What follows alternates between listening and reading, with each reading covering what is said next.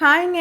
எல்லாம் எப்படி இருக்கீங்க? நல்லா இருக்கீங்களாங்க? இன்னைக்கு வந்து ஞாயித்துக்கிழமை காலையில என்ன டிஃபன் பார்த்தீங்கன்னா, பூரி தாங்க. இட்லி மாவு வந்து தீந்து போச்சுங்க. அதனால வந்து நைட்டுக்கு காலையில என்ன டிஃபன், என்ன டின்னர்ன்னு சொல்லிட்டு அதே ஒரு டென்ஷனா இருக்குங்க. ஞாயித்துக்கிழமை காலையில வந்து டிஃபன் செய்யறதுக்கு அம்மா கேட்டுட்டு இருந்தாங்க.